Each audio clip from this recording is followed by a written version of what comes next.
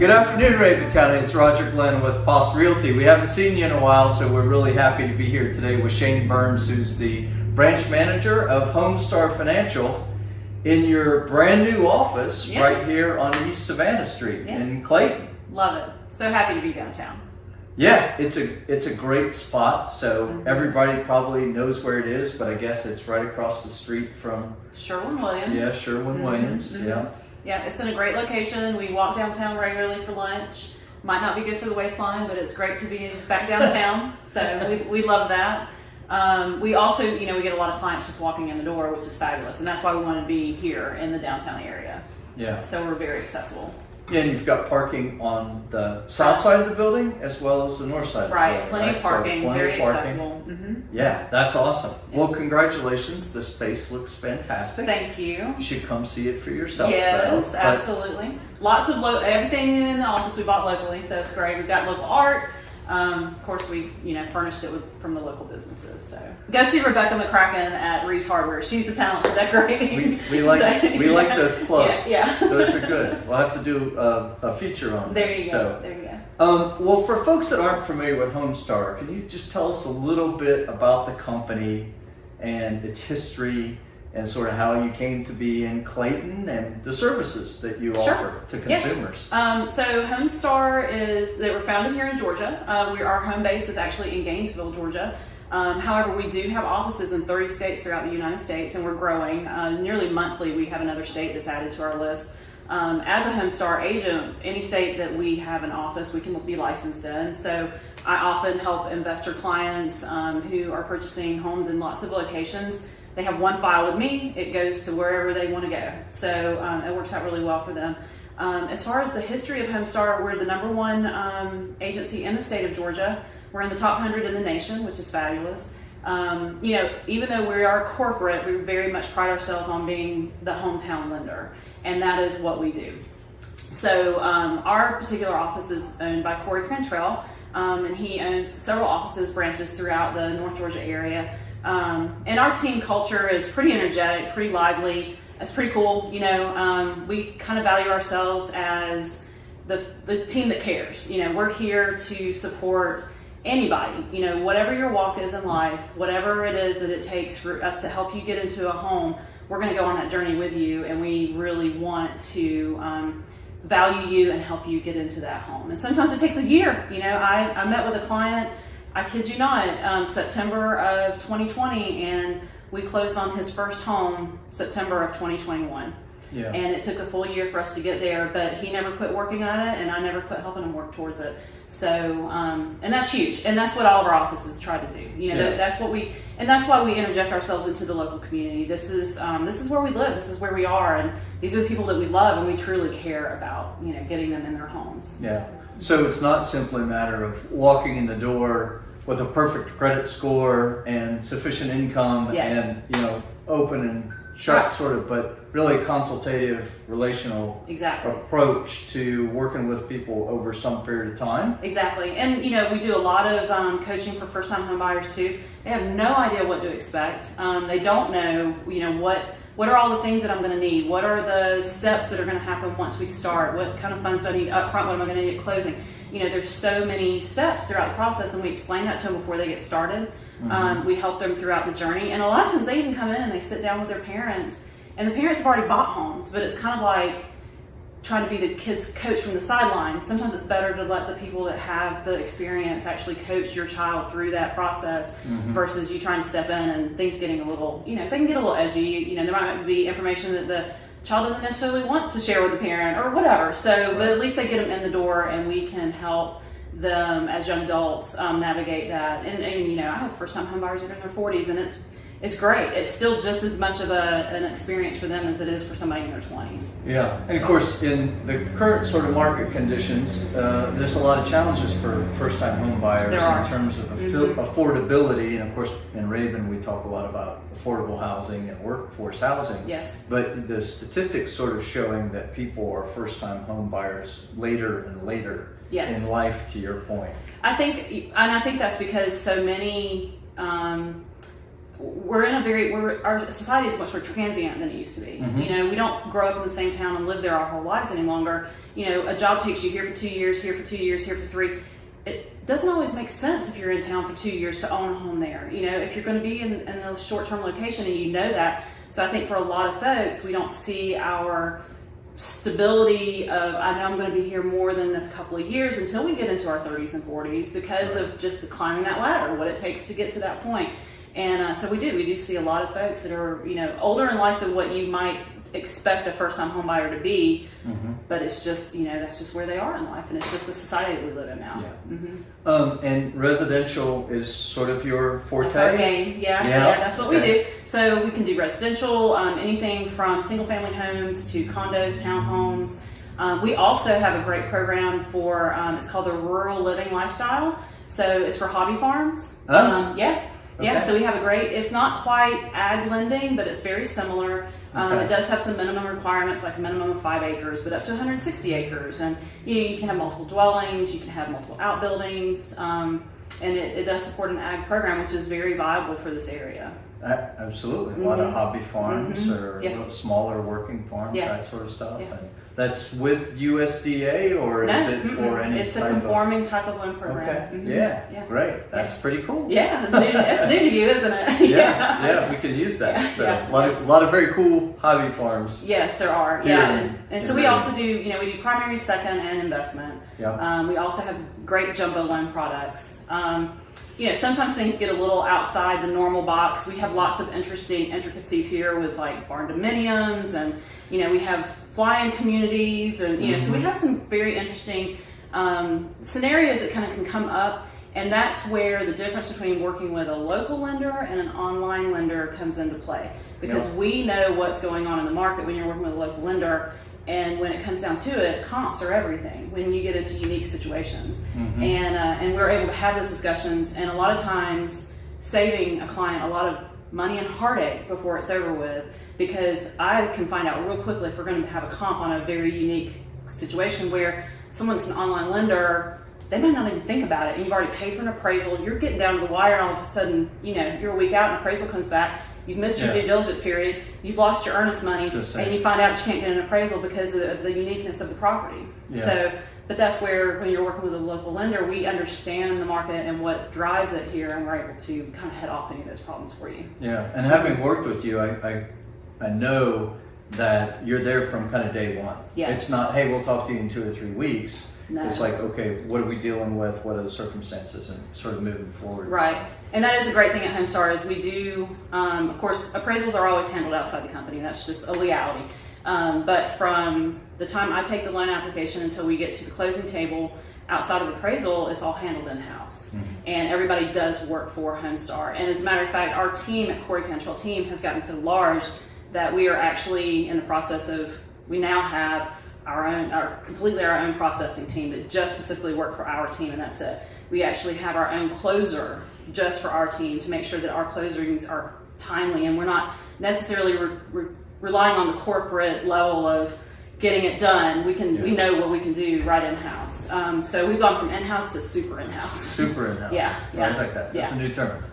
I want to ask you about the team, the local team, and give you a chance to introduce them, at least by name. Sure. But I want to ask you one question. Sure. Mobiles. I get a lot of questions from people about mobile, and I mean manufactured homes. Yes. There's a lot of confusion in the marketplace, as you know, people confusing manufactured homes with modular homes, and they're not the same, and we need to tighten that up within the industry in general. But will you do manufactured homes as well? Okay, so at HomeStar we do manufactured home. We do not do single wides, but we can do double wides, and we don't require 20% down payment, which is what most standard bank loan options are.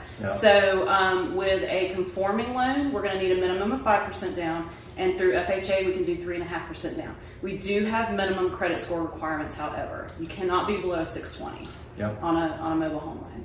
So, but that, I mean, outside of that, it's a pretty straightforward process, almost as simple as buying a single family dwelling, which is what the modular homes now fall into. You know, they're not considered manufactured. They're stick built homes. Yeah. I was just talking to a local builder the other day and talking about the need to sort of help educate people on the difference between, prefabricated, but the difference between manufactured and modular. They're just built to the same specs. Modular homes are built to the same spec requirements as a single family dwelling. Yeah. Exactly. Yeah. I don't think a lot of people realize that. They hear it and think, oh, I don't want to do that. Yeah. So, cool. Well, the mobiles, the manufacturers, that's very important, of course, for Rabun County because we have a lot of those. Yeah, and we tend to get a lot of that business. It is a pretty viable part of what we do on a daily basis. And because we do so much of it, we kind of know what the pitfalls are. So we can pull a lot of them up online, look at it, see maybe there might be some interesting things that are going on that we might have to address